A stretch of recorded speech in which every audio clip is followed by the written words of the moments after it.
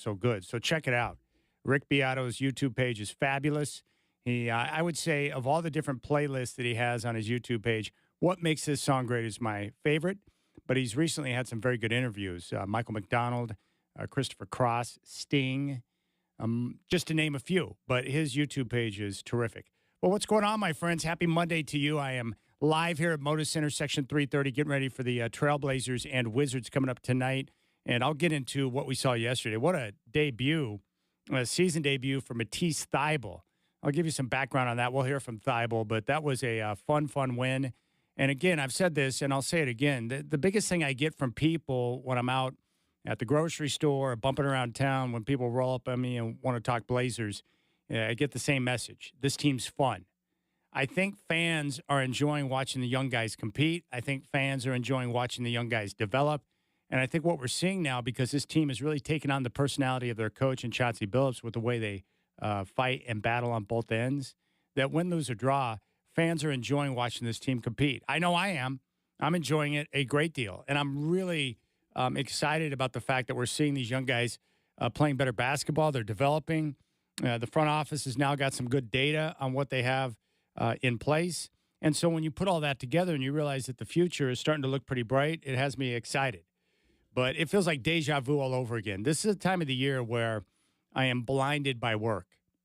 I was just at Moda Center yesterday, and now we got a second of a back-to-back. And we'll have another back-to-back situation coming up this weekend. The games are relentless. I had a game yesterday. I had a game today. I'm going to have a game on Wednesday, Friday, and Sunday. It's nonstop. This is going to be a very, very busy week. So I'll get to the Trailblazers and their win yesterday, a come-from-behind victory over the Raptors, and some of the different characters that stepped up to deliver the victory. It was a very good win for Portland. Again, it's not going to be perfect or pretty at all times, but I'm looking for certain things, and I'll tell you what they are, and then we'll talk about some of the young guys who stepped up once again. But also for Matisse Thybulle to be able to make your season debut and I've never seen a player have such an impactful 6 minutes in the entire game. He played 6 minutes and made a difference in the game. 6 minutes. How can you make a season debut, play 6 minutes, and dramatically impact the outcome of a game? Well, Matisse Thybulle found a way, and that's because, he's very smart and he's very gifted on the defensive end. Now, of course, yesterday was Selection Sunday, so the tournament field is now set. And that means Thursday, Friday, Saturday, Sunday, we're all going to be doing the same thing, watching a lot of basketball. This is one of the best times of the year. The NCAA tournament is one of the best spectacles in all of sports. And now we know what the teams, who they're going to be and who they're going to play in that first round. Oregon will take on Liberty, a rematch of the Fiesta Bowl in a 5-12 matchup. My Oklahoma Sooners couldn't have drawn a worse team in the opening round, the defending champion, two-time defending champion, UConn Huskies. And they will take them on, I think, in the West bracket as an 8-9 matchup. Brutal. UConn's not what they were last year, but how would you like to face them in round one with Coach Hurley and that crew, with a team that knows how to win? They're coached well. Their coach is crazy. That's a very difficult matchup for the Sooners, who put together one heck of a last week of the regular season to get themselves into the tournament.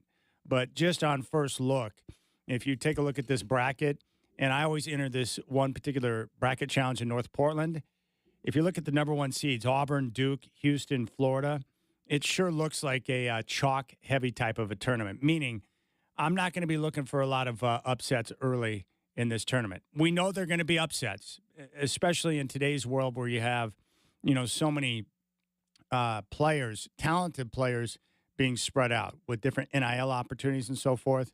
But I think this is going to be a chalk-heavy tournament, and I wouldn't be surprised if one of those four number one seeds wins the championship, Auburn, Duke, Houston, or Florida. Now, the interesting part about the tournament, the SEC set the mark with 14 teams getting in from their conference. 14. And, look, I'm not a college basketball aficionado like I used to be, but if you watch games this year, it's pretty clear that the SEC has the best players. They've got the best talent, the most skilled players on offense. They're the fastest league. They can get up and down. Wildly fascinating conference that's incredibly difficult and very competitive. So the SEC deserved the props that they got from the committee, and they're in. And I think the SEC is going to do very, very well. It's going to be fun to watch. But I think they're by far and have been throughout the season the most dominant conference in college basketball. The Big Ten is, like usual, a very defensive-minded conference, but not a lot of teams that can shoot well, not a lot of great offense. We know Michigan State's going to be a tough out in the tournament because they got Tom Izzo as coach. You defend well, you rebound, you're going to put yourself in a position, but it's hard to see the Big Ten making a big move. That's kind of how I see it. So I think it's going to be a chalk-heavy tournament. I expect the best teams to do well, and I think the SEC, based on what I saw throughout the course of the regular season, I would expect them to show up and show out in this tournament. So we got the tournament this week coming up on Thursday. We'll have the playing games before that. But on Thursday, I'm going to be down at Spirit Mountain Casino hanging out in the sports book, which is a beautiful venue if you have not been down there. It's very Vegas style because they've got a lot of cushy chairs. They've got 10 Barrel Brewing where you can get, a nice pie, get some good food and good brew. They've got the Stadium Bar, which is right next to the sports book. So it's a great place to hang out when you're playing hooky from work, to be able to get your beverages, your food, and you've got all these screens in front of you as you're watching games. I'm going to broadcast live from 3 until 6. I'll have some goodies to give away. So it's very simple. I know for a fact that none of you are going to be working on Thursday or Friday. A lot of guys will go the vasectomy route because it gives them a reason to stay home with a package of frozen vegetables on their da-da-da-das and watch basketball without any interference from the wife. That's always a good plan. But if you're not going to do that and you don't want to go under the knife with the vasectomy, then that means you got to get the heck out of Dodge. Don't show up at work. Make sure you start getting sick right now. And on Thursday, just make the trek down to Spirit Mountain Casino. Now, the best part about that is, 1, you're not at work. 2, you've got nothing but basketball in front of you. 3, you can get down on all the action with the props, the parlays, the side bets, whatever, totals. They've got everything you want right there because you can get in on the college sports at Spirit Mountain Casino. And more than likely, your wife's not going to be there, or your girlfriend badgering you because you've watched like nonstop basketball for like 8 hours. I know how it works. So you've got to plan now. You need to plan ahead, and you should have already started thinking about this. But if not, you can thank me later for getting you on top of this. Look, you're not going to be working. You know you're not going to be working, even if you show up at the office, which is a waste of time because you're going to be looking at your bracket all day long. So make the trek down to Spirit Mountain Casino and come hang out. It's a beautiful plan. No interference, all basketball. Get in on the action. You can get down. You got food, you got beverage, and you've got me. That's a beautiful Thursday and a Friday afternoon. And you can turn it into a weekend and hang out as well. And then between games or when there's downtime, you can hit the Top Golf Suite and practice on your swing because golf season's right around the corner. I'm giving you a great plan for the rest of your week once we get past Wednesday. What else do you need from me? All right, so I'll be down there from 3 until 6, and you can make a little mental note. I'll be down there on the 20th. I'll be down there on the weekend of the 28th and the 29th doing live shows.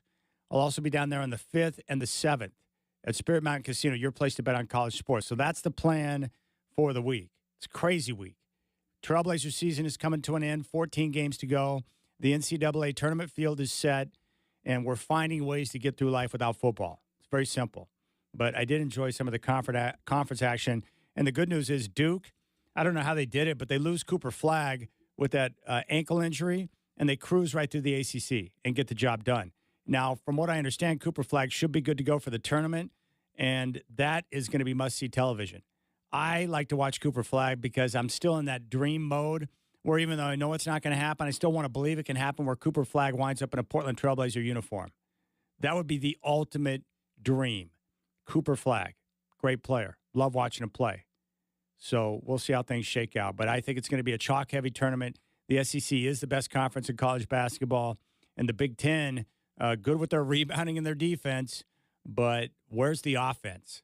And that's just been the case throughout the year where the SEC has been dominant. So we'll see how things shake out. And I know what you all like because I like the same thing. I like upsets in the first couple of rounds. I want to see big names, and we'll see how things shake out in the tournament. So make sure you join me down at Spirit Mountain Casino coming up on Thursday. That's the 20th. I'll be broadcasting the RipCityDrive live from 3 until 6. The rest of the week, Blazer game tonight, Blazer game on Wednesday. Nuggets are in town on Friday, Blazer game on Sunday. So it's a full week of nonstop basketball. And there you have it. That's it. That's the plan. That's the deal. And the weather's still cold outside. We have a few more weeks of rain, but I'm hoping for better sunshine come April because that's when golf season officially gets underway for myself.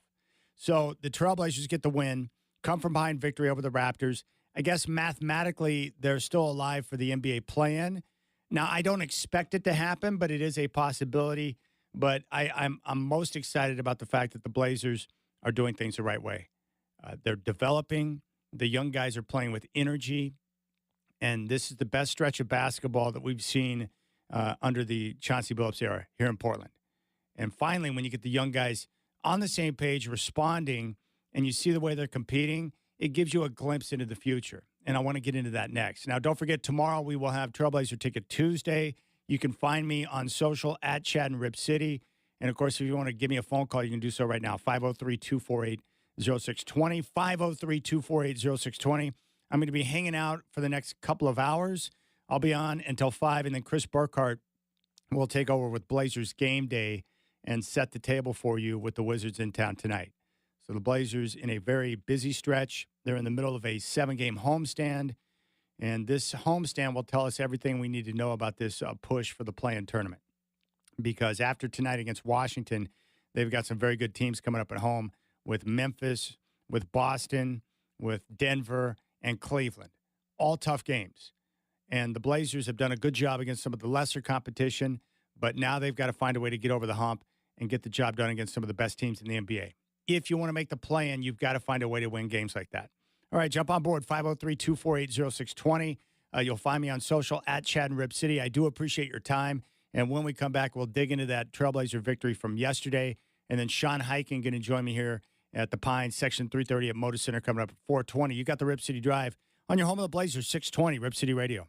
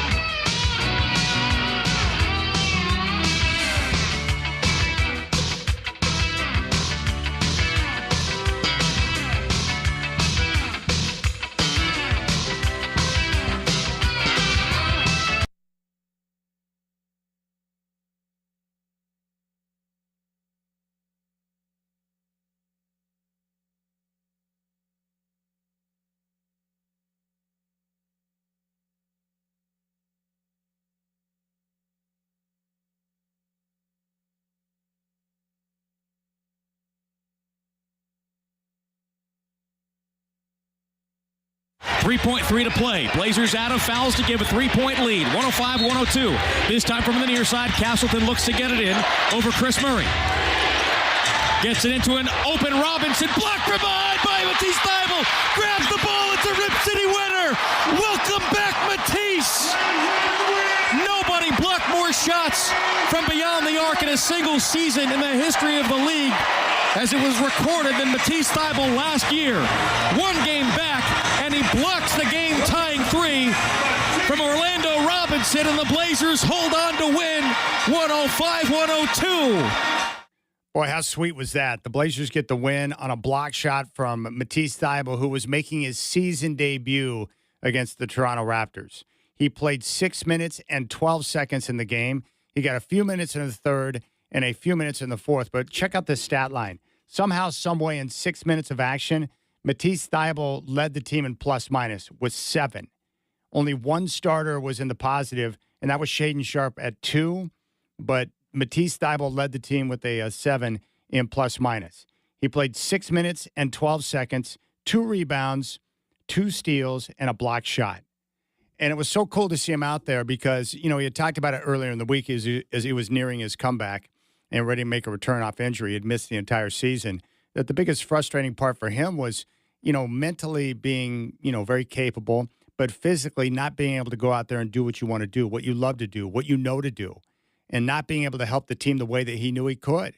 And so Chauncey Billups called on him in the second half. And what's great about Thybulle's play was that he stepped in and made a difference when the team was floundering. They were struggling in the third quarter. They struggled for much of the first half. They got down by double digits, gave up a 21-6 run in the third, and they were looking for some sort of spark. And it was Matisse Thybulle who provided that spark both in the third and the fourth quarter, which allowed the Blazers to get back in the game. And Matisse Thybulle, we knew this when the Blazers acquired him. He's always been a great defender. He's great with steals, very good at block shots, at contesting. He's a very smart basketball player. High IQ, knows where he needs to be and how to get things done. Now, when he first got to Portland, the team was lacking with a lot of different players on the defensive side of the ball.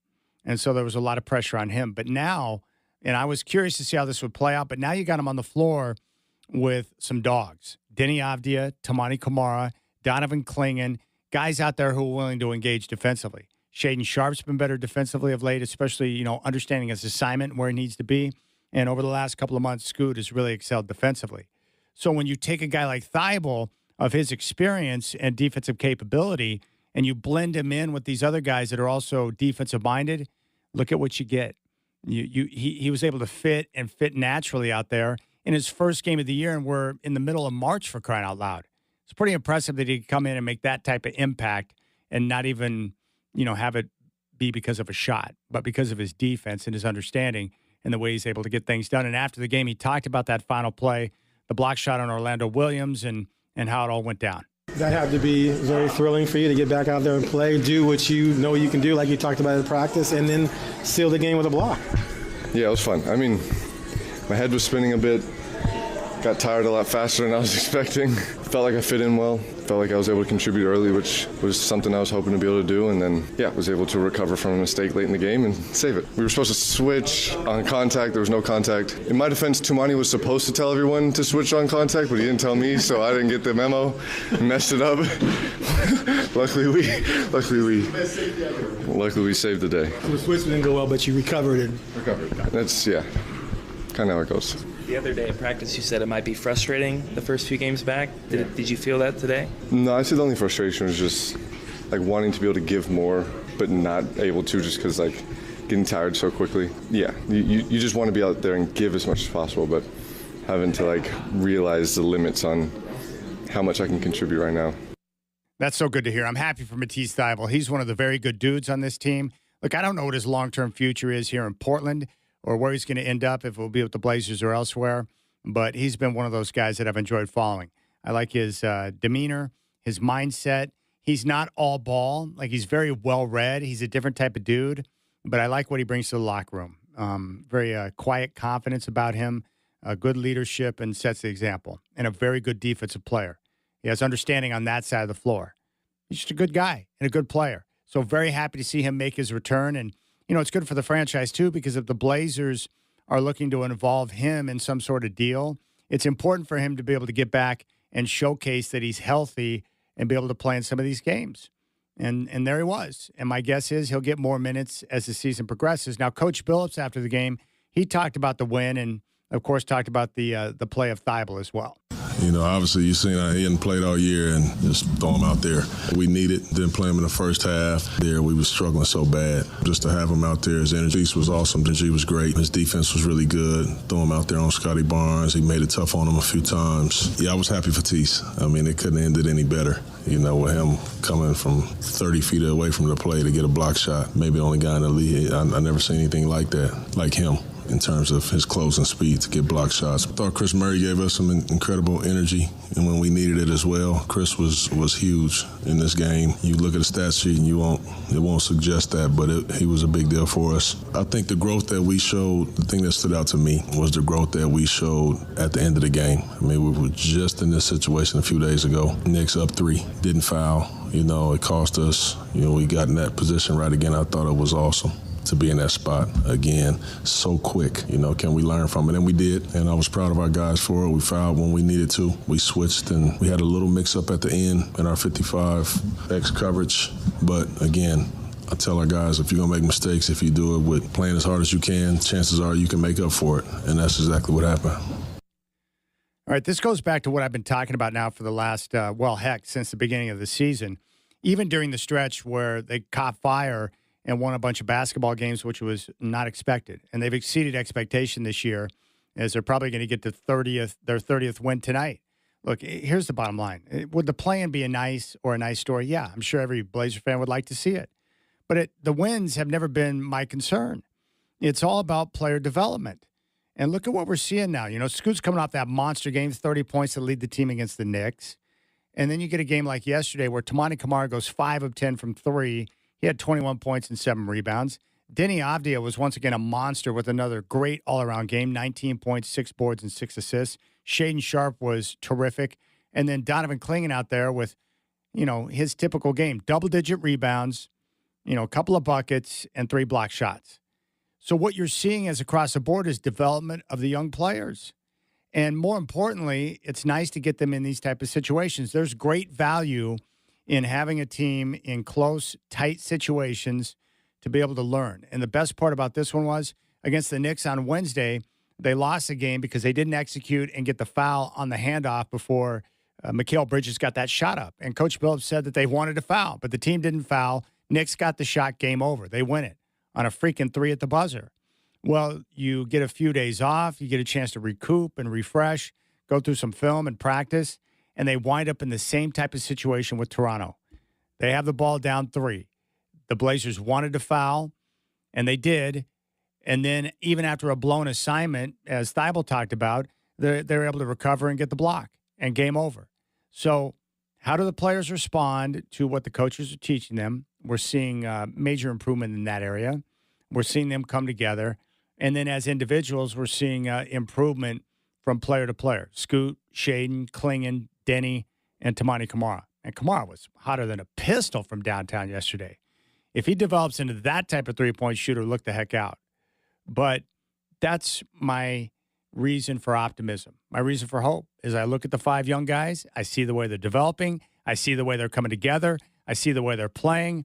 You should feel great about that as a Trailblazer fan, that they've drafted and found some very good players that have a potential to be great, and they're developing and coming along. So, again, it goes back to what Coach Billups said that, last week. You can't force a tree to grow. It takes time. You got to be patient. And, the Blazers have done a good job of being patient with their young guys, and that patience has paid off because the staffs continue to work and teach, and the players are putting in the time. And you're seeing the result. And they're helping power this team to wins. That's a good thing, not a bad thing. It's a very good thing that they found good young players that are developing and now helping the team win games. And now we get a chance to see them again tonight in a back-to-back situation. How do they respond? So very happy about this group, very happy about the young guys. And, again, that's my reason for optimism as we continue to move forward. Now, in regards to Kamara going 5 of 10 from downtown, Coach was asked if he thought, after seeing Kamara last year, that he had an opportunity to become a shooter like we saw yesterday. Here's what he had to say. I did think that he could. Last year, just watching him, his mechanics were just fine. I didn't think he had the reps. He was never used in this way. This summer, he went to work. He worked on his shot, worked on his standstill shot. There was a noticeable difference immediately when I seen him. His confidence, his balance, his base. It was just, I knew it. Obviously, he's not a 5 for 10 shooter yet. Man, I'm telling you, he is climbing that ladder pretty quick. And when the ball lands in his hands and he has time to shoot it, I feel really good about it. Even when he misses it, I'm saying, man, we got a good look there. We'll take that. Obviously, his shots were huge today. I'm guessing that most Blazer fans are probably where I'm at. My two favorite players to watch in this team right now are Toumani Camara and Deni Avdija. I think Avdija and Camara have been the two best players. I would give Avdija the nod for team MVP, but Kamara's right there. I just think Avdija, with his great all-around play, on both ends, the way he really facilitates and kind of sets people up on offense. He has a great understanding of the game, but he just seems like the piece that when he's in the lineup, everything else just falls into place. And guys know where they need to be and what they need to do. And Deni Avdija, he's the one that's wanted to push the tempo. He's the one that is fearless in attacking the rim. I love that drive and jam on the three-point play late in that game yesterday. It was awesome. Like, that's one of those moments where you kind of fist pump or pound the table like, yeah, that's what I'm talking about. 19 points, 6 boards, 6 assists, another great all-around performance. And that was coming off back-to-back games where he had a freaking double-double at halftime. Brooke Olzendam caught up with Deni after the game on the floor. Deni, how perfect of an ending to this game that it ended in a Matisse block. The best. Matisse, we know what he's capable of doing. He's a winning player. He makes winning plays, and that's what happened right now. He didn't play a lot today, but, we trusted him, and he made a huge play for us. I want to hug him right now. Where is it? You can hug him in just a few minutes. You had a fantastic job on the offensive side of the ball, but nothing more important, no play more important than your dunk and one. Take me through that. It's my first poster. It's my first poster in the league, so it feels good, you know what I'm saying, got the whole crowd hype, and, I just try to play as hard as possible, you know what I'm saying, so that's what I do. And your You Can't See Me celebration even had a little extra to it tonight. Yeah, thanks to all the teammates, they love it. They want me to do good, and it's like, it's good team chemistry, I feel like. It's part of us right now, so we're good. And Donovan Clingan was a monster on the boards. How helpful was it to get all those extra looks? Very helpful, Donovan, on those nights when he boards like that, it's huge for us. It's huge for us, especially they're a good offensive rebounding team. He did a hell of a job today. I'm very proud of him. Yeah, Denny's a very likable guy. Very likable. You can tell that he cares and takes pride in his craft. Anthony Simons was asked about Deni Avdija and what he brings to the team after the game. Here he is in the locker room. Just a different element, with his size and skill. That's something that I don't feel like we never had before. And his ability just to make plays for himself and others, attack the paint, put pressure on the rim, get to the free throw line. That kind of sets the tone with the other team how we're going to play as well too. So his ability to be able to be in multiple positions, helps us out a lot. Were you impressed by that dunk of his in the fourth quarter? Yeah, he done plenty of impressive things this year. So, but yeah, that was one of the most impressive things I've seen him do this year for sure. Especially getting the N1. All right, I want you to hear from everyone, especially these young guys. Toumani Camara, sensational, 5 of 10 from downtown. We heard from Coach Billups. He finished with 21.7 rebounds and once again, just terrific defense. Like Avdija, an understanding of the game, high IQ, knows where he needs to be, and a willingness to compete and get after the opponent. He is, Jerome Kersey. He's that type of guy. That's how fans will know him, because of the hustle, the defense, and his, team concept where he's willing to do whatever it takes to help the team win. He'll be embraced here in Rip City for a very long time if he continues to play like this. There's no question about that. Travis Demers caught up with Toumani Camara following the Blazers' 3-point win over the Raptors. It was tough for you guys in this game to get into a rhythm until midway through the fourth quarter. What changed offensively to come back from down 15? Yeah, it's been a problem all year, being able to start game the right way and finish game the right way. So I think they just punched first today. That's something that we need to be more consistent on.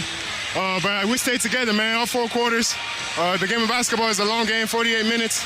It lasts longer than that, but yeah, man, we just stayed together, trust the game plan, and at no point we were desperate. So were desperate the whole game. So, yeah, we just stayed together. I think that was the most important. Your three-point shooting and your offense has been terrific for the last 2 months. Where have you grown offensively? I think just maturing. The game is slowing down every day a little bit more. Just stay consistent in that. And like I've been saying, my teammates and everybody give me trust and give me respect on the offense a little bit more every day. So it helps me a lot. Tease coming up with the big block to save the game at the end. What was it like having him back out on the floor finally? Man, it was the best scenario possible, man. Best scenario possible. Having Tease blocking the three, that's his specialty on his first game back. Everything happens for a reason, man. It's a great night to be a Blazer. All right, now I mentioned the difficulty that's coming up on the schedule. They've got to play Memphis on Wednesday. The good thing is they get the Wizards tonight, but they got Memphis, Denver, Boston, and Cleveland all coming up at home. Now, for those of you who want this team to make the play-in and want them to have a shot at becoming a playoff team, they're going to have to find a way to beat good teams. That's it, because they got a very brutal schedule coming up. So we're going to learn everything we need to know about this team. But I can tell you one thing, the Blazers have got to get out of their own way if they're going to be able to get wins against teams like Memphis, Boston, Cleveland, and Denver. So one of the big issues lately has been slow starts, trying to navigate that and overcome slow starts. Anthony Simon said after the game that, the Raptors had more intensity to begin that game, and before you know it, they're down double digits. That's a problem. You got to be ready to go from the start. You got to play with more intensity. You've got to be engaged. Also, turnovers. I mean, it's been a real problem over the last few games, and it was an issue once again yesterday. You've got to value the possessions. Scoot Henderson struggled with the turnovers, live ball turnovers, which have resulted in easy buckets. They've got to, and this goes back to what Coach Phelps has talked about. They're not good enough to just show up and win because, hey, we got the pinwheel in our jersey. No, they've got to win games in the margins. They've got to rebound. They've got to communicate defensively. They've got to play with a certain intensity level to begin games, and they have to outwork teams. They've got to do everything to have a chance to compete and win. And that's going to be the key against these better teams that are coming up starting on Wednesday with Memphis. You can't turn it over, get down big early, and make mental mistakes, especially when it comes to defensive rotations or positioning late in games where you give up open looks and teams are able to convert. And that's what good teams do. They make you pay for your mistakes. So it's something to keep in mind. And Coach Billups was asked about the slow start against Toronto. That team has been playing as good as anybody. I won 6 out of 7 games, and I told you, we talked about all the stats, since All-Star, second chance points, fast break points, offensive rebounds, the top of the league. Styles make fights, and we know that. We knew we was going to have a tough time on the glass against them. We did, so they set the tone, which I didn't like. I always want us to hit first, but we didn't, and that's what happens. When you get hit, you start retreating. They keep going. They keep getting aggressive, more aggressive. Now you're in a tough spot, and so I'm proud that we fought back and fought through it. I definitely didn't love the way we started that game. All right, so to summarize my thoughts on the Trailblazers right now, yesterday was a lot of fun. I'm really enjoying watching this young team compete and play basketball games right now.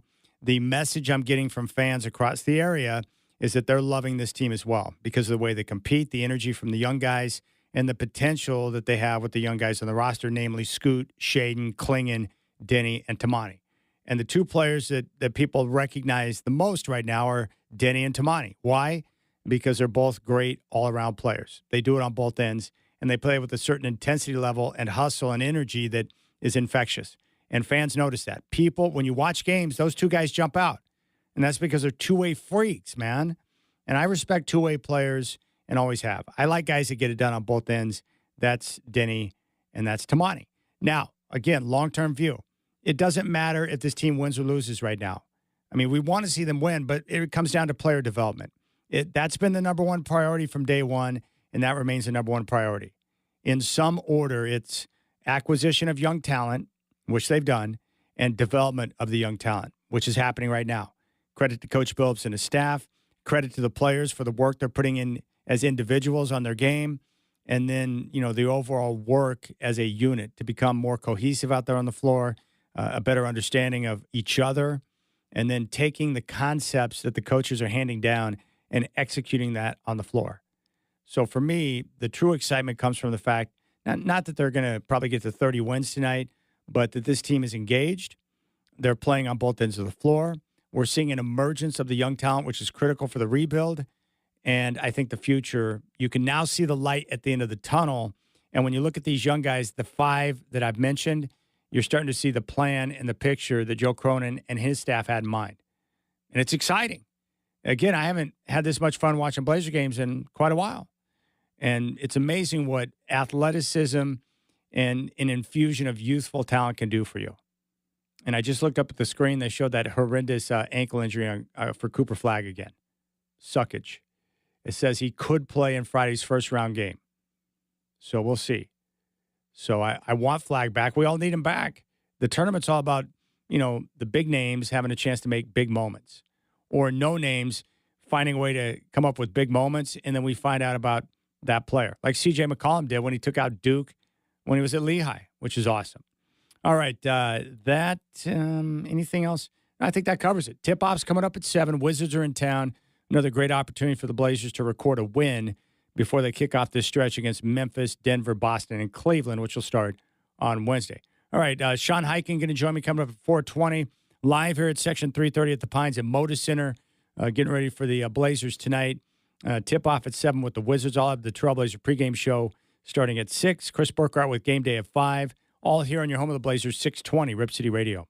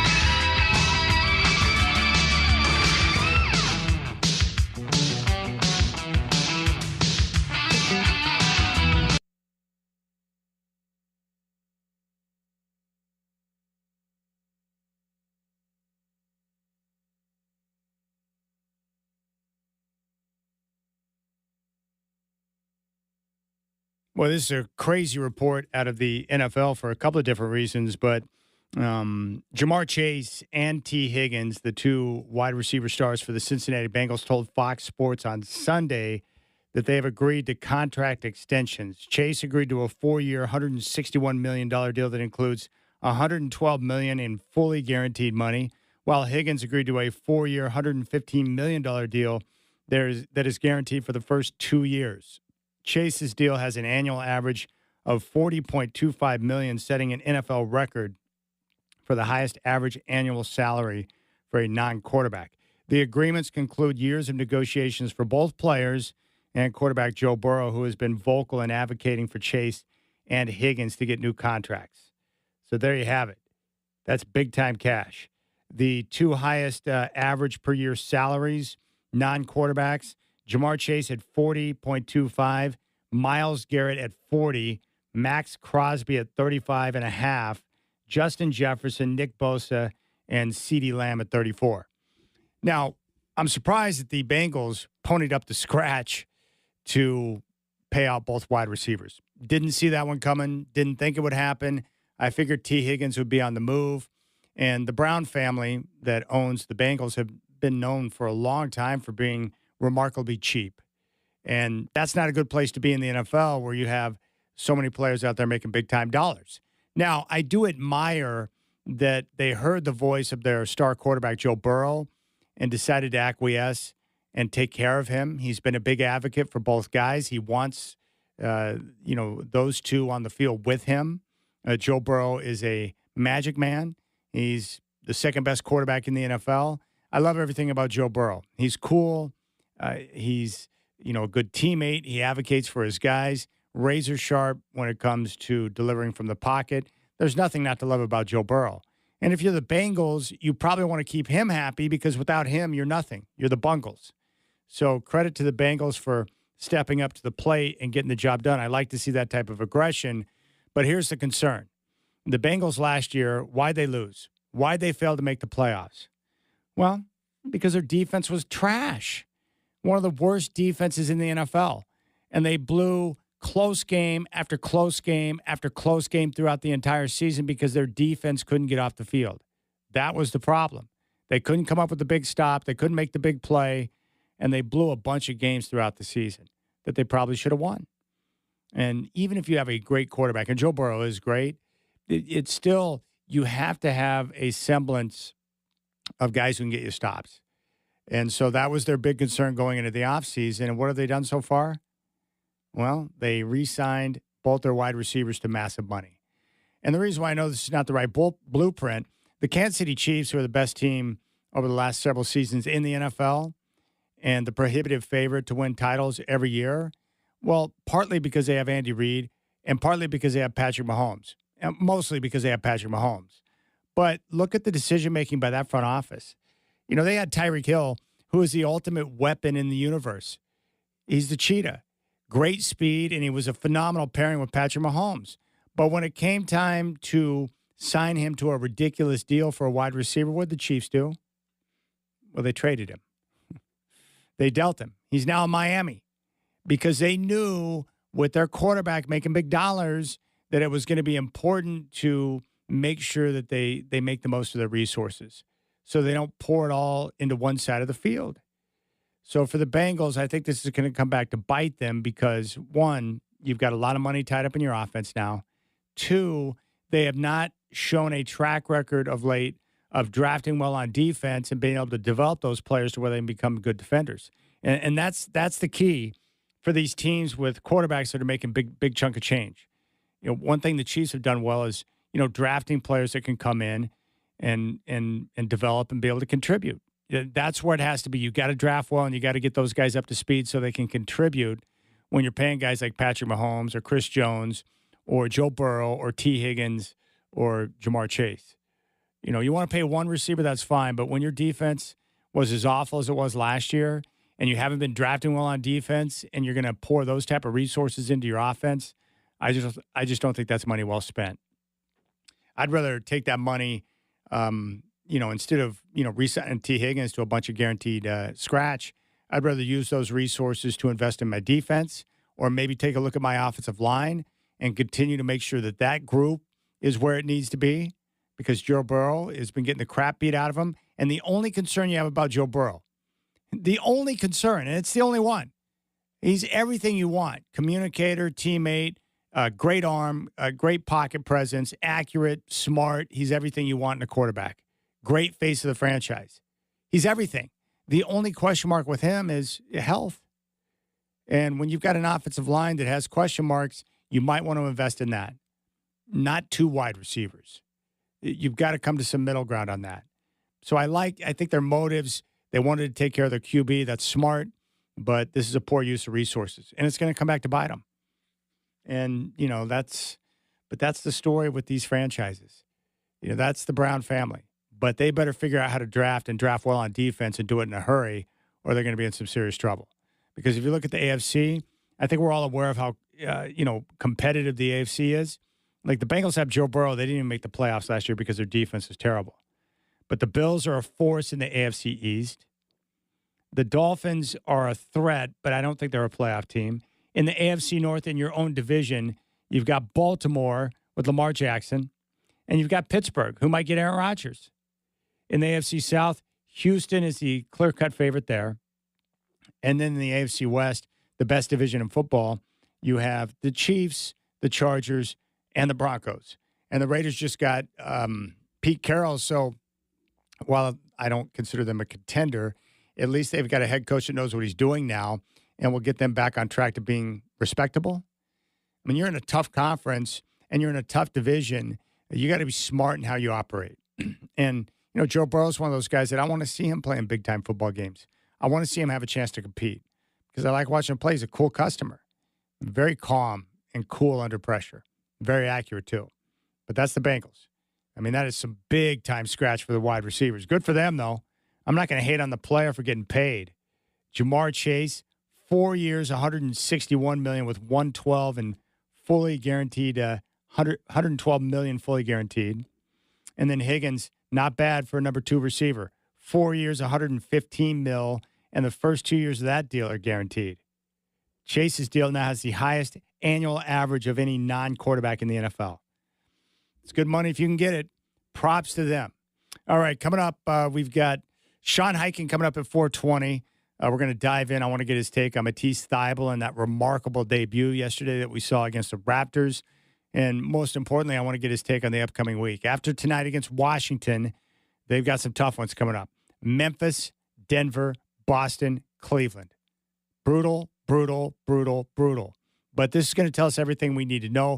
Are the Blazers equipped and ready to handle that with those good teams coming to town? What does he think about the play of the young guys? And what about Tamani Kamara and his ever-developing three-point shot? 5 of 10 yesterday, 21 points and 7 rebounds. Live here at Motor Center, getting ready for the Trailblazers and Wizards. You got the Rip City Drive with Chad doing Blazers Game Day with Chris Burkhart's coming up at 5 here on 620 Rip City Radio.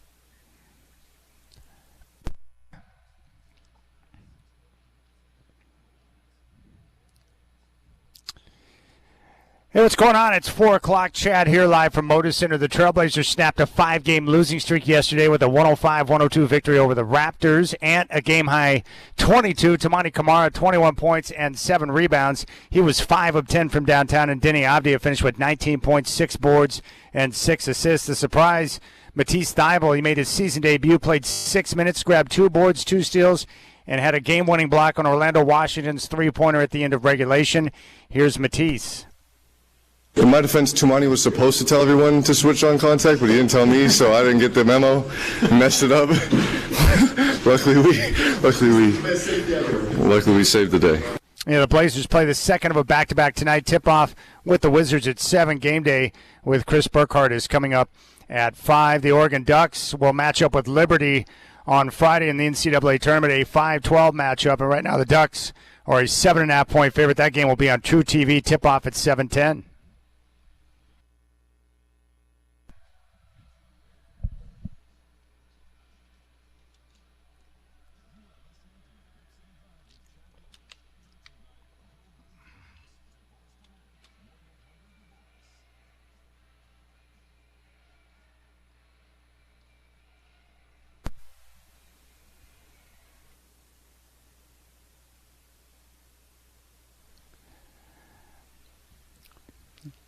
All right, Shacker going with little Tone Loke. What's up, my friends? We've got Blazers Game Day coming up at 5 o'clock with Chris Burkhardt. Sean Hyken's going to join me coming up here in about 20 minutes, and we're going to talk all things Trailblazers and get his take on what we saw yesterday with Matisse Thybulle. We just heard from him in the update. And it's been a while since I've seen a player make a season debut and have 6 minutes of action, but yet have each minute be so impactful. That was very impressive. So we'll talk with Sean Hyken and then Chris Burkhardt with Game Day at 5 o'clock. Tip-off with Washington at 7. And it's going to be a very busy week for the Trailblazers. After tonight, a second of a back-to-back, they host Memphis Wednesday night here at Moda Center, Denver on Friday night, and then the Boston Celtics will be in town on Sunday before a game against Cleveland. So after tonight, 4 games against a stiff competition. So for those of you cheering for the play-in, we're going to find out everything we need to know about the Blazers over the next week, which should be nice. I want to touch on this in college football because I love the idea, and we're seeing so many changes to the landscape of college football, so I'm anxious to see if this is something that can become a possibility. But Coach Prime at Colorado has got a very interesting idea. He wants to take the NFL model and apply it to what teams are doing in spring right now, with their spring practice, their spring scrimmage, and he would like to get another school to come in and have an opportunity to coach his team going up against a different opponent in practice for springtime. And Coach Prime said, quote, I would actually like to play the spring game against another team in the spring. That's what I'm trying to do right now. And that's what Coach Prime said today. He went on to say that, quote, I would like to style it like the pros. I'd like to go against someone in practice for a few days, and then you have the spring game. I think the public would be satisfied with that tremendously. I think it's a tremendous idea. I've told those personnel who should understand that it's a tremendous idea. Well, it didn't take long, but he got someone to reach out and say, we'd love to do it. Fran Brown at Syracuse put out a post on his X account and said, hey, we'll come to Boulder for 3 days. Now, under current NCAA bylaws, not that we care what the NCAA thinks, but the current bylaws say that football teams cannot play against another school in the spring. During the summer, of course, NFL teams often have those joint practices with another team for a week leading up to an exhibition between the two sides. In college, teams practice against themselves leading up to their inter-squad scrimmage. For larger programs, those exhibition games would be played in front of large crowds. So this is what's going on right now with college football. The changing landscape. We're already seeing some schools, including Nebraska, that have gotten rid of their spring game. And I think what it comes down to is a lot of coaches are really worried about putting their players, and especially some of the younger guys on their roster, in a spring game where they're able to showcase what they can do. And then you have these scouts from other schools at the spring game taking notes, and before you know it, they're reaching through back channels to try and nab that player from that school. So I think a lot of coaches are like, screw the spring game. We're not going to take a risk anymore of trying to lose our players to other schools if there's someone in the stands trying to poach our guys. So screw it. We're going to go with the skills competition. It's very interesting to me.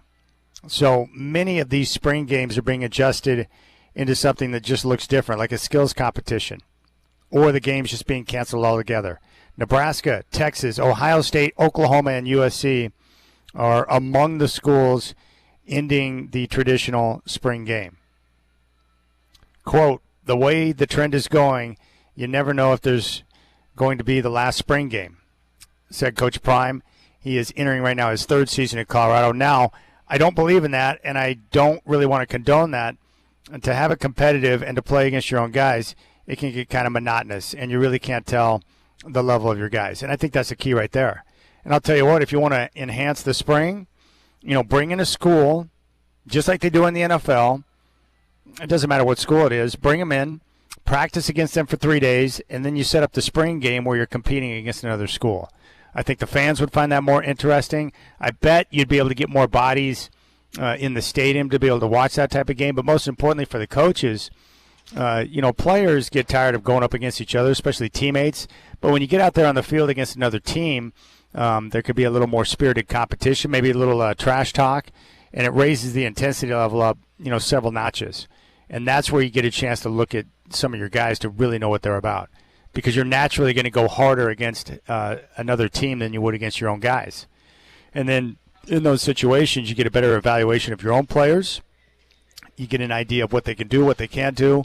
And I think, like we talked about with the Blazers, acquiring more data on your young players so you have a better idea of where you're at and where you need to go moving forward. I think this is a terrific idea. So, think about it for you Duck fans out there or you Beaver fans. Just think of another rival school coming in with 3 days of healthy practice and then a spring game that's not the traditional intra-squad scrimmage, but you get another school out there on the field for a little healthy exhibition play. Sign me up for that. I'm all about that. And I don't blame these coaches for trying to protect their product. If you think you're getting poached or someone might try to come in and poach your guys, you don't have to play that game. Put together the skills competition. You can have many different types of activities going on to culminate the spring practice where you can get the fans down there. They have a chance to see the guys. Maybe it's in a different setting, but at least they can be down there to support the program. But I really like this idea. Love the idea of the practices.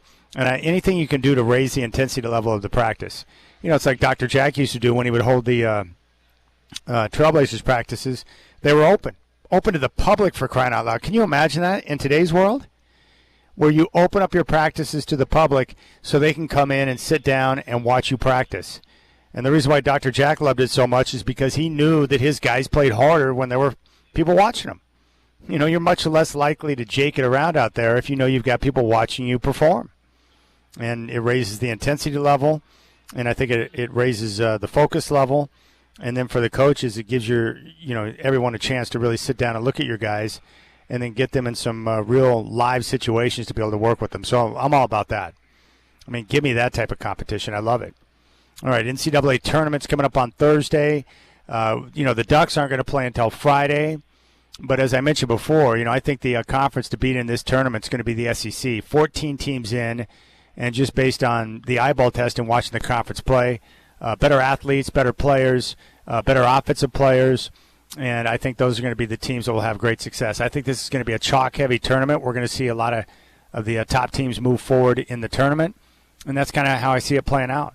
But the Big Ten and some of these other schools, defense and rebounding, but I'm not seeing a lot of good shooting and offense. And how these tournaments go. If you go cold from downtown and you can't make the three, your season could be over in a hurry. So the Ducks are going to play on Friday. That first slate of games that's coming up early on Thursday when we get ready for the tournament, an 8-9 matchup with Creighton and Louisville. A heck of a game.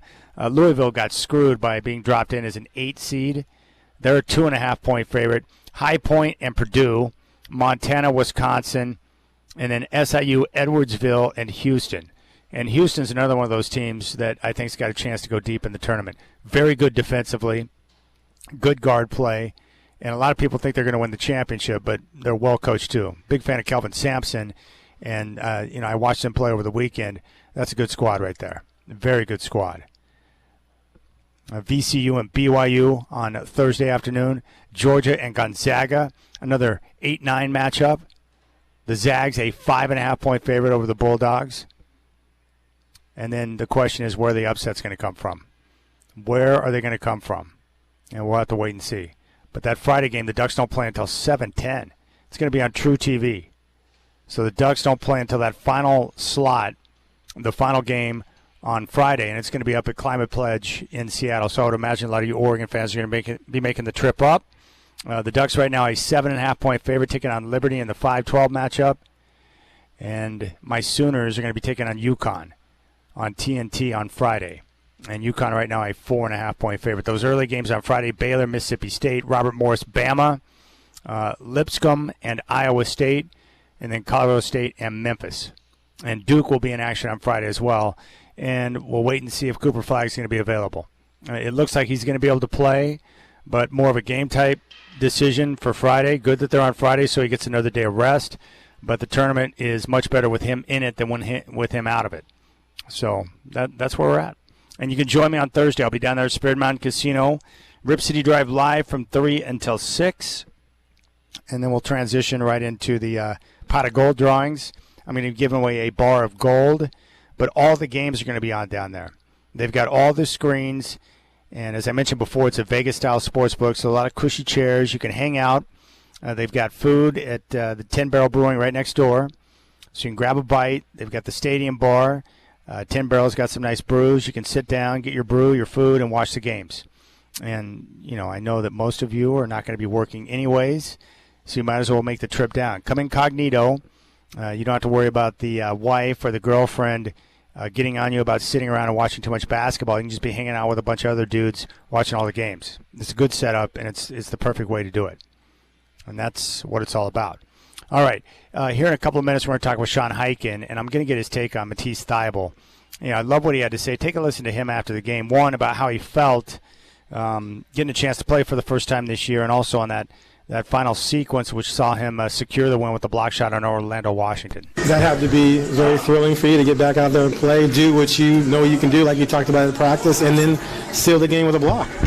Yeah, it was fun. I mean, my head was spinning a bit.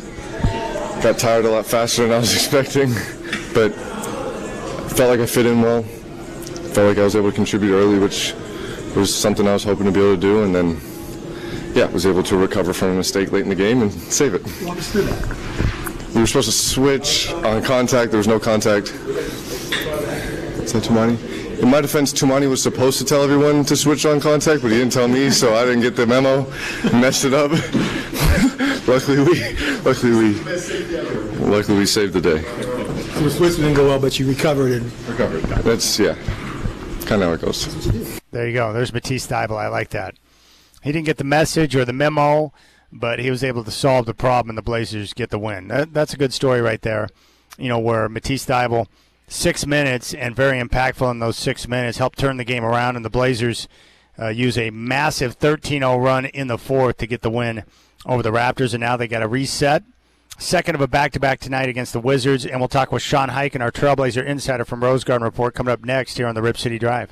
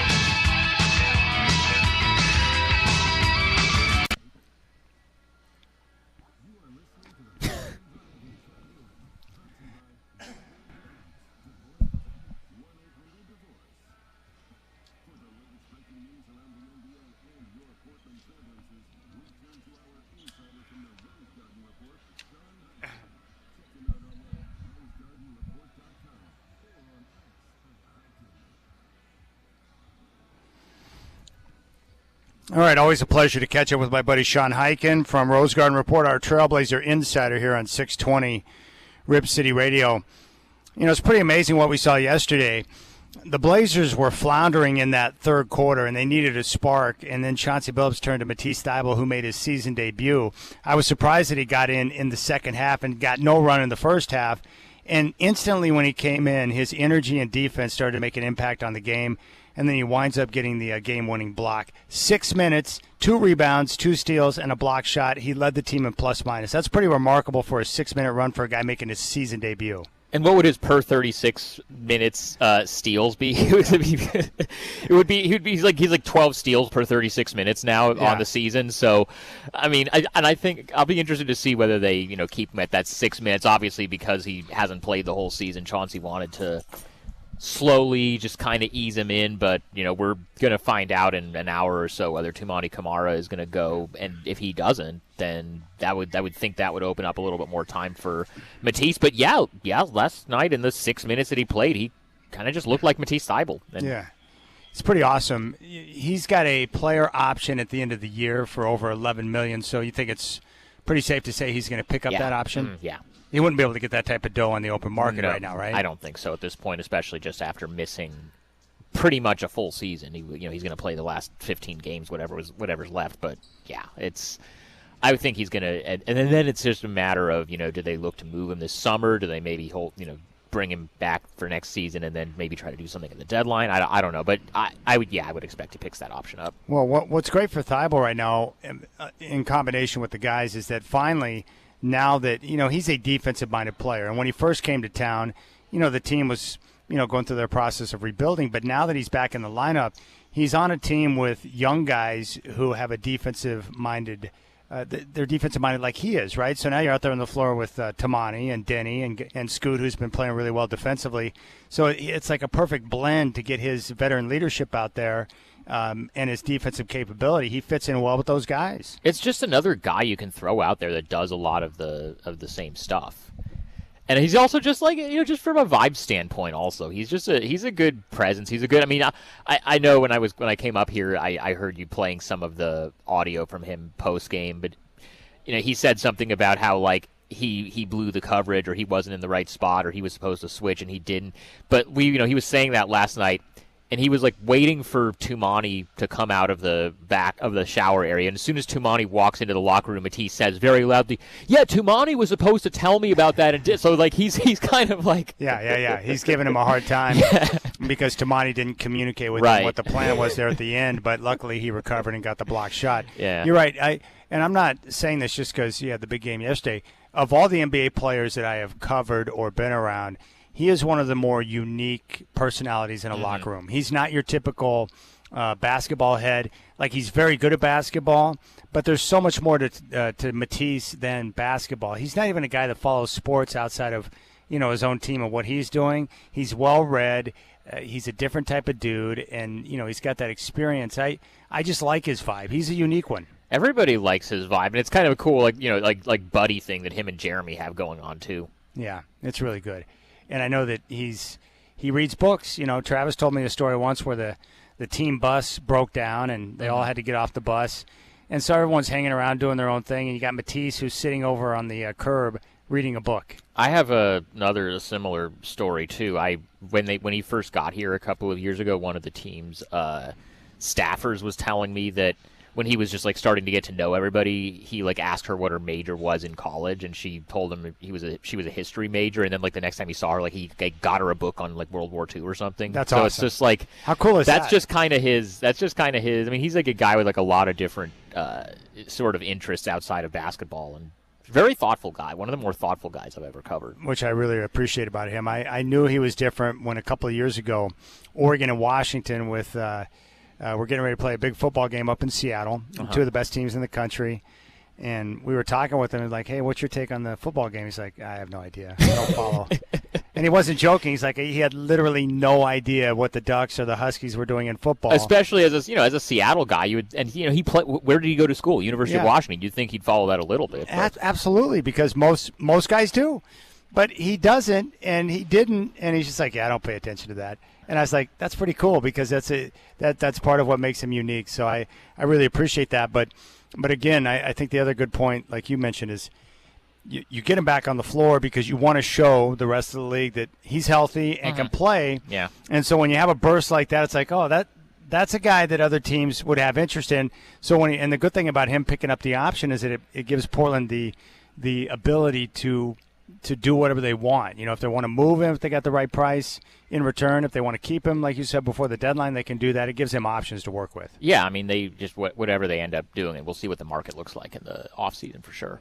Jeremy Grant, do you think we'll see him play again this year? It's tough to say, but this is Jeremy's third season in Portland, and this is just kind of the time of year when you start to see him play a little bit less. So, until proven otherwise, I'm just going to assume that that's maybe what's going on here. Well, the good thing is, right now this team with the young guys who are developing, they need Avdia and Kamara on the floor together. Yeah, I mean, the thing is, like, the difference between, and I have no idea what's going to happen over the next month until the season is over. I would think at some point, once they're officially out of the play-in, they're going to maybe some of the guys, like maybe Simons at some point they do something with that. I don't think we're going to see Ayton again this season, stuff like that. But when you shut those guys down, you still have other guys that are going to be playing more. Yeah. Guys like, you mentioned Kamara and Avdia, but then also like Scoot and Shaden are going to get more time on the court together. Like Chris Murray is going to get in a little bit more, you would think. Rayon Rupert is with the remix right now, but down the stretch of the season, you would think he's going to get in more. And these are guys that they actually see as, integral to their future, as opposed to just, we're shutting our guys down to lose games, so we got to just sign G League. But they aren't doing what. Can you believe, by the way, what the Raptors did last night down this? That's maybe one of the most shameless. Okay, why don't you set it up? Explain exactly what they did so that the fans listening right now are fully aware of what they did, and then I've got a follow-up question to that. So, with 8 minutes to go in the game, the Raptors are up 6, and their coach subs out their best player, Scotty Barnes, for Jamison Battle, the rookie, who played the rest of the game until he fouled out. A couple minutes later, 5 minutes to go in the game, Jakob Poeltl, who was leading the Raptors in scoring last night, 19 points, 8 rebounds, he's been their best player the whole night. He gets subbed out for Orlando Robinson, whose three-pointer it is that Matisse blocks on that last possession. But Orlando Robinson is a third-year guy, undrafted guy, has played 100 games over 3 seasons in the NBA. Was a minus 27 last night in the plus-minus in a game the Raptors lost by 3. So their best player, Jakob Poeltl, from last night, gets subbed out for the final 5 minutes for this guy and just doesn't go back in the game. And I mean, I don't know, I'm not casting aspersions on anybody's intentions for the game or anything. It just was an interesting little bit of strategic decision making there. And then the other one that I think maybe went a little bit under the radar is Raptors score. 15 seconds left in the game. They are up, or the Blazers are up 1. Yeah. 15 seconds left in the game. Plenty of time to foul, get possession back. Hopefully they miss a free throw. You could only be down 2 if they miss one of the free throws. They let 10 seconds run off the clock before they finally foul Denny. Yeah. And then Denny hits the 2 free throws, and then that leads to the final play, which is where Matisse has the shot. They certainly let a lot of time run off the clock before fouling. They could have had the ball down 3 with over 10 seconds on the clock to easily get a good quality shot up. There's no question about it. I think you saw it the way everyone else did, that they clearly were not efforting to do their best to win that game. Let's just put it that way.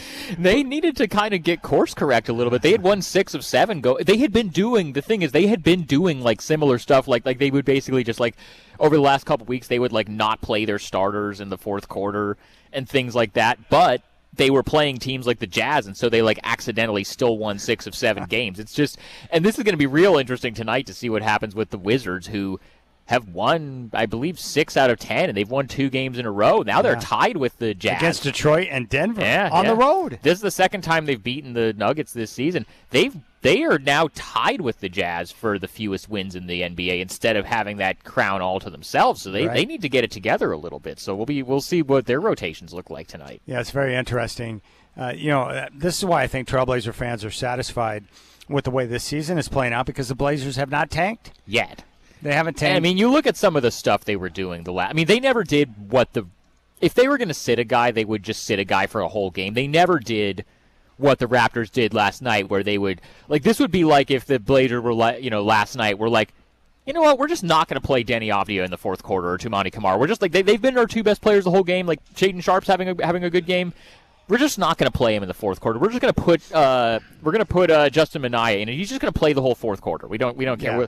When they're up 6 with 5 minutes left to go in the game, let's just pull Denny. Let's put in one of the two-way guys. Let's just that. That's what that would be. Like the Blazers have never done anything quite that shameless, but at the same time, you look at some of their lineups down the stretch of the previous, not last season so much, but the last 2 Dame years, like the year that Dame had the surgery where they were just pulling guys off, there was a lot of Keldon Blevins and CJ Ellaby happening in a lot of those games where it's amusing in some ways, but it's also you look at around the league at what some of these other, you look at what Utah's doing too, where they got fined the other day for sitting Lauri Markkanen in a game where he could have played, and so they responded to that by playing Markkanen in the next game, but then sitting him in the second half so they could say to the league, hey, technically we played him. It's I get it.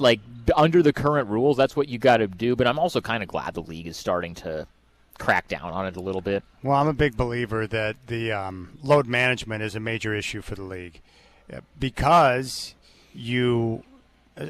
take tonight's game, for instance. Washington comes to town once a year. Certain teams only come once a year, and if fans are paying top dollar to take their kids to a game so they can see X, Y, and Z player, and that player's not there because they just decided to sit them out, that's a problem. I don't know who on this Wizards team people are specifically buying a ticket to go see. But, but you know what I'm saying. No, totally. And I was, and this is a little bit of a different thing because the Lakers are obviously not in the position that the Wizards or the Jazz or these guys are in. But that game last month where Luka probably could have played in that game. He played the night before. He played the next game. He looked fine in both games. He played a normal amount of minutes in both games. They just gave him that night off. I'm sure. Especially for what some of the tickets were going for here on the secondary market for that game, with fans thinking they were going to see LeBron and Luka. You pay $400 for a ticket, and Luka just doesn't go. That's a perfect example because I know how I felt when I found out Luka wasn't going to play. I was bummed out. Me too, and we didn't pay to be in the building. No, I was bummed because I was so looking forward to it, and that's what I'm saying. When you let fans down over and over again in those type of situations, people don't forget that kind of stuff, which is unfortunate. Oh, by the way, watching Luka, I still.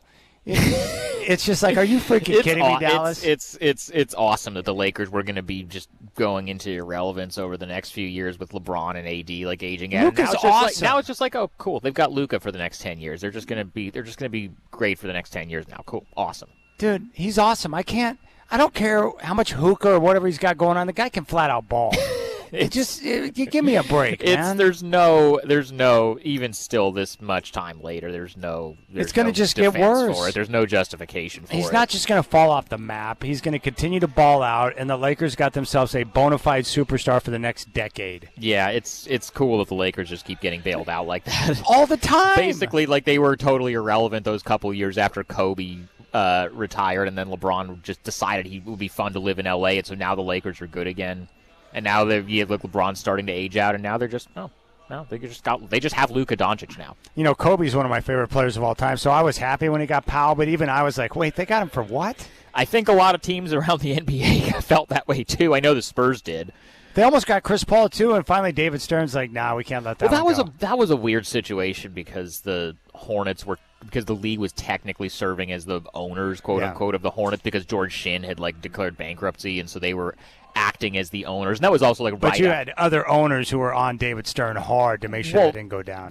Particularly Dan Gilbert, I'm pretty sure, was the one that was, and that was also right when right after the lockout ended, which that lockout in part was to one of the things the owners wanted was to stop more teams like the LeBron, Wade, Bosch, Miami Heat from forming, and then the first thing that comes out of the lockout is the Lakers getting Chris Paul. The Lakers getting Chris Paul, and so they had to do something with that. Yeah, that was fascinating to see how that play out. But so okay, so what if the Blazers lose the next 4 games? Yeah, does that change their approach for the rest of the year? Or are they just going to continue to play their guys and try to compete? I don't know, and I've been saying this. I mean, I'm sure some of the veterans again, we were talking earlier about Jeremy Grant. I don't know if we're going to see him the rest of the way. Well, I know, but I think they're better on the floor with the guys that got out there. But you look at who. So after tonight, so they got Washington tonight. Yeah. That's a team that theoretically they should beat. They should win tonight. They beat them a couple weeks ago, and Washington is very much like they're as not trying to win as anybody in the league. I agree. But so who the next 4 games that they have on schedule? Memphis, Denver, Boston, Cleveland. Yep. Yeah.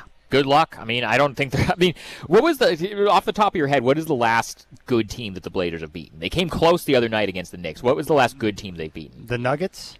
No. At home.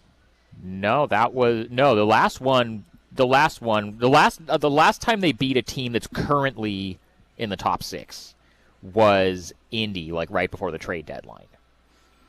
It was like during that 10 and 11, that 10 wins in 11 games. Well, how stretch. many quality wins they have on the year against top-notch competition? Well, not much, right? Well, so the Denver one that you referenced, Milwaukee, both Milwaukee games actually.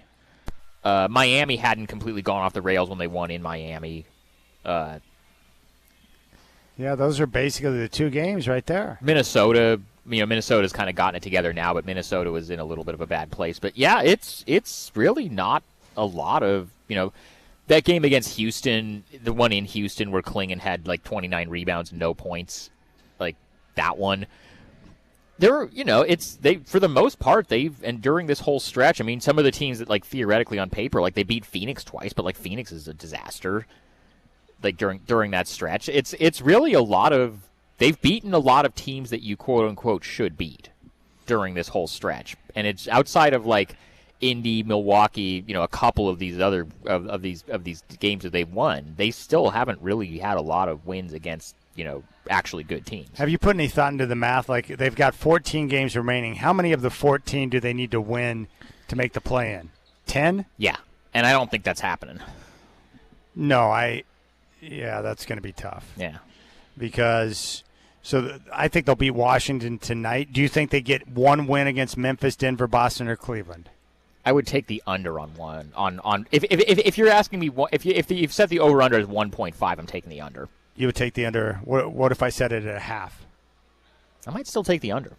All right. Although I mean, maybe the Cavs sit guys because they're totally set as the 1 seed in the East, but they didn't play Donovan Mitchell in the last game against them, and the Blazers almost won, but they didn't. And then you go to Sacramento. That's a game they could win. They could win, but the Kings are still fighting for the play-in also. At the Knicks is going to be tough. Yeah.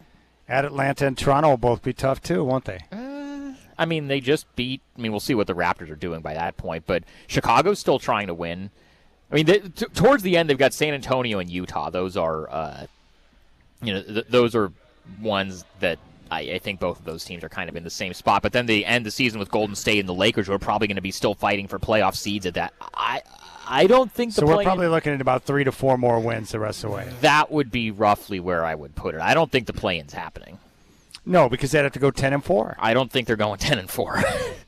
No, I mean just based on schedule, and the Blazers are also a team that just lost 5 in a row before they won last night. Yeah, and the teams that they lost to on that 5 games in a row. Boston, Oklahoma City, Detroit, Golden State, New York. Yeah, those are the last 5 good teams that they played. Yeah. On that 7-game road trip, but they went 4-3. The 4 teams that they beat were Utah, Washington, Brooklyn, and Philly. Yeah. And that's why my message has been consistent throughout the year. It's not about wins and losses. Look, the team has already exceeded expectation this year, but most importantly, the 5 young guys that matter the most, Denny, Tamani, Klingon, Scoot, and Shaden, we're seeing progress. We are. From all 5. Mm-hmm. What else could you want? All 5 of them, I think, are better basketball players now than they were in October. Yeah, there's no question. And if I would have told you in October, hey, I think all 5 of those guys are going to be better basketball players in March, you would have been like, yeah, we'll see. The 2 I would have been like, Tumani is pretty high floor. I felt pretty good. Denny and Tumani. Those are the 2 that I felt like were the whole way. I felt like okay, we kind of those guys are there's a certain level of competence there, just like. But think about how many question marks we had about Scoot with how and rough, with how Shaden basically not playing most of last year because of the injury, and with how rough Scoot was a lot of last year, and also frankly the beginning of this year. If you're talking about you feel good about both of those guys right now compared to where they were then. That's no question. This season, no matter where they end up in the lottery standings or whatever pick they end up with, this season has been a success because they came into it saying that their goal was development, and they've gotten that. They didn't get a lot of that last year. They got a lot of that this year. I mean, if I was Joe Cronin or Mike Schmitz, I'd be giddy about the development of my young guys. I would be too. There's really not a lot not to like. Yeah. So would they like to have a higher lottery odds? Yeah, Of course. but that also doesn't guarantee you anything. But you're not going to sacrifice the development of your 5 young guys for, a better percentage shot at the number 1 pick. I would rather they not do what Toronto is doing, where they're just like messing with the, some of this, like the way that the Raptors. I still like. It's been almost 24 hours. But the NBA won't do anything if they started their guys. Will they come down on the Raptors for what they pulled at the end of the game? They could.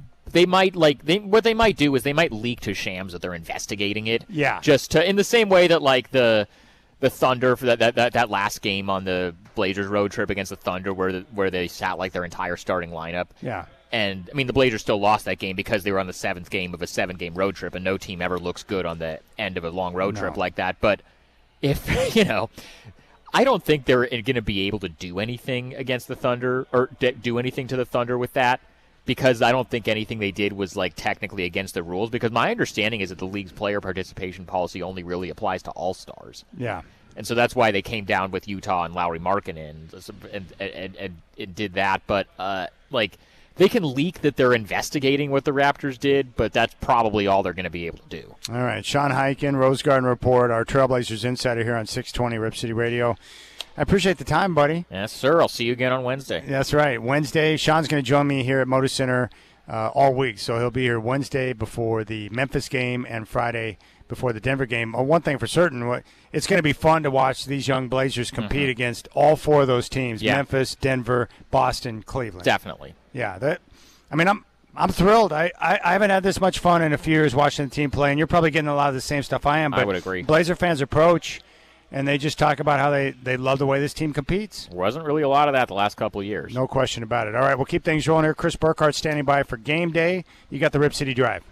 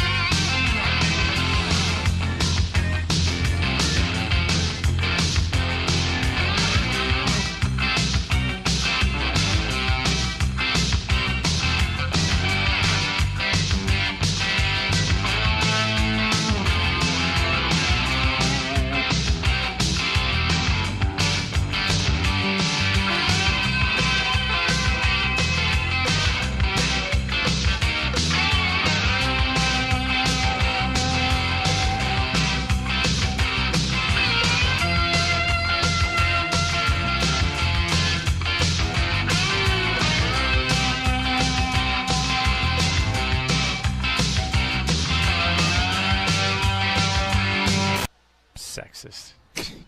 Gosh.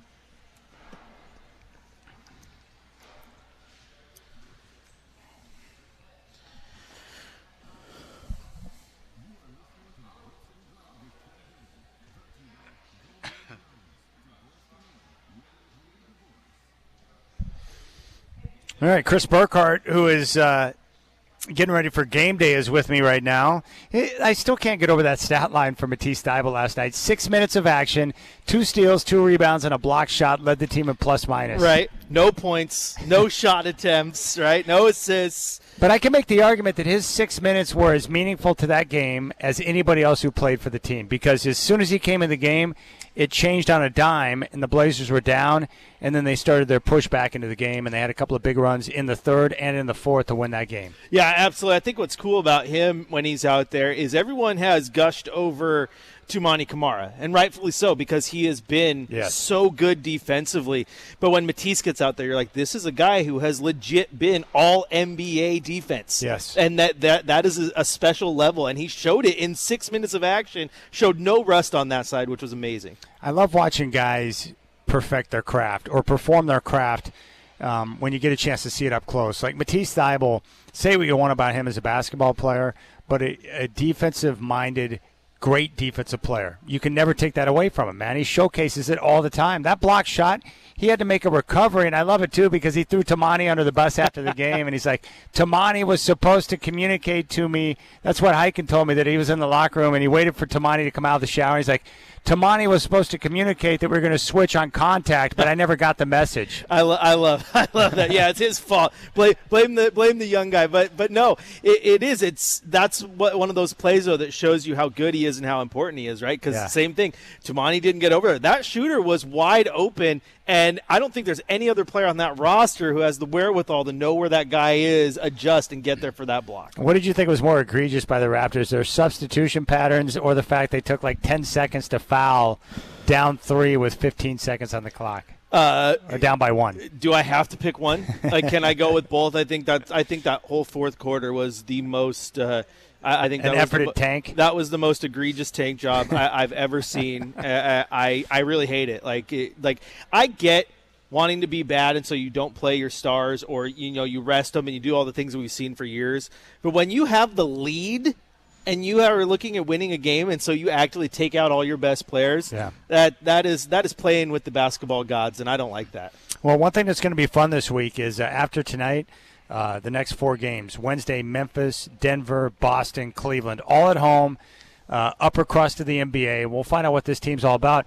But I'm just excited to see these young guys get a chance to go out and compete here at home against some of the best teams in the league. Yeah, absolutely, and a chance for Blazer fans to see it. I mean, you saw it with the New York game, how they competed against the top team in the East. That game was awesome. You saw how they did it against the Cavaliers on the road. Now you're going to get a chance to see it at home. And I've been saying it all year long, Chad, on game day in the 5th quarter, and I'll reiterate it today on game day, that I do not care about the wins and losses. What I care about is how this team performs. And what I love about this team right now is we're not seeing, knock on wood, right? We're not seeing the roll over and not show up to a game. We're not seeing the Utah game. We're not seeing the Memphis game, right? This team is fighting tooth and nail every single game, and my favorite part about it is it's a lot of the time it's the young guys who are going out there and making a difference in these games, and that's where you get excited for what a full offseason and then next season can hold. I agree.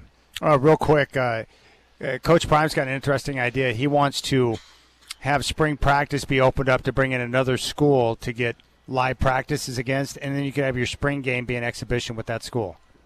Oh yeah, that's a slippery slope. I mean, man, these college kids in a spring game with all the, oh my gosh, you think open practices in the NFL can get a little heated. You might start seeing some stuff, man.